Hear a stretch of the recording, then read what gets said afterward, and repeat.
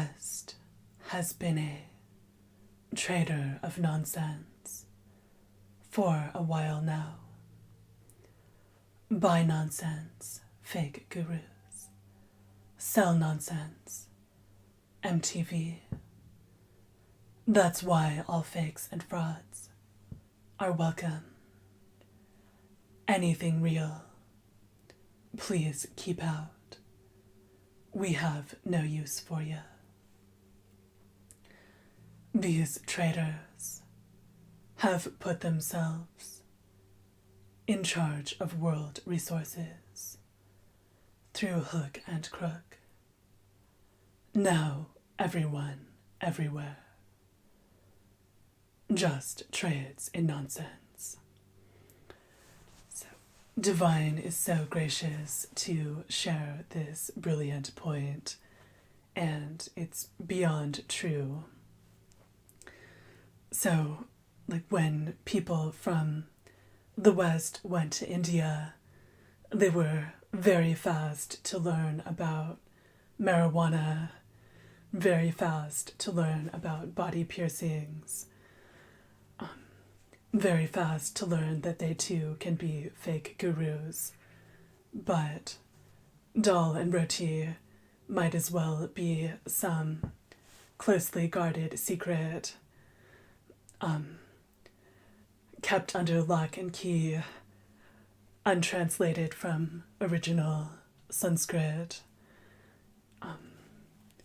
Also, how to use water on one's bum falls in that category also. So there are some things they were very eager to learn, and some things that they adamantly refuse to learn. It goes both ways for a student from India matriculating to a Western university. The holy trinity of things that they have to learn to survive are pretending to love dogs, learning about basketball, and how to avoid homoerotic come-ons from the professor without compromising their mentorship. However, there's some things that are harder to learn, like how to not shit out 50 kids or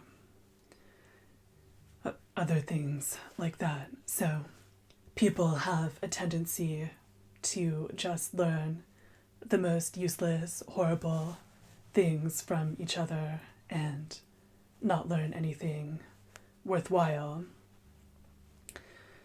So, for instance, everyone in America has learned that they're a god. At first it was only a few people, and now it's everyone.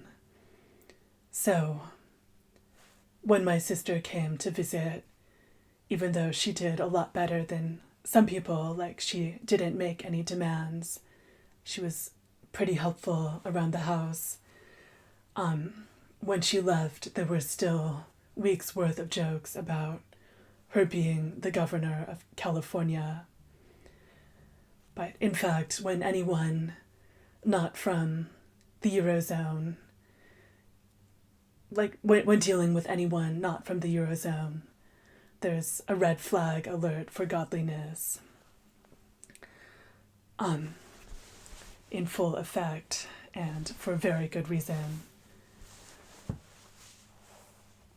So, I think the biggest mistake that I've ever made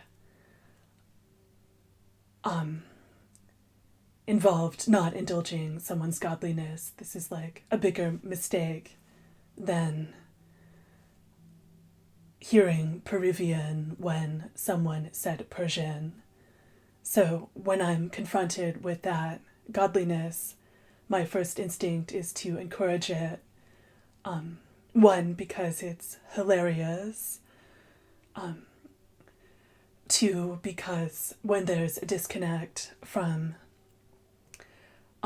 how someone expects they should be treated and how they should be treated according to their state, that can create tension, and unless I'm getting paid, it's just not worth it.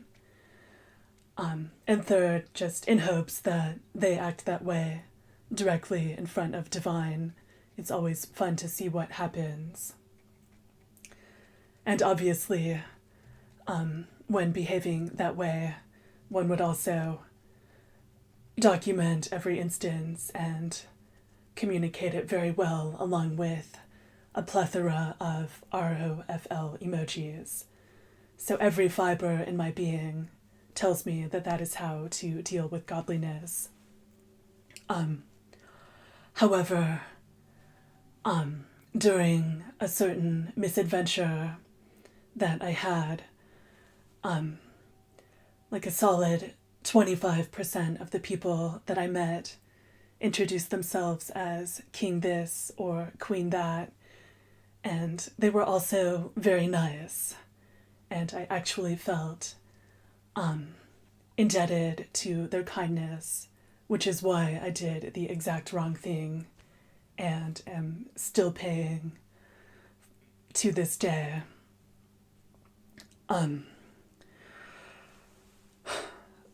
So now I have to deal with people congratulating themselves for being so smart and so articulate while floating the most unlikely proposition in the history of the world, which is that the reason why they're so invested in someone they've never met before not doing the work to transcend their state, which is happening slowly but surely, is pure altruism. It has nothing to do with the fact that they are also gods, and if someone else has to overcome it, they might have to overcome it too. So, any more moronic Americana on my newsfeed, and everyone is getting blocked.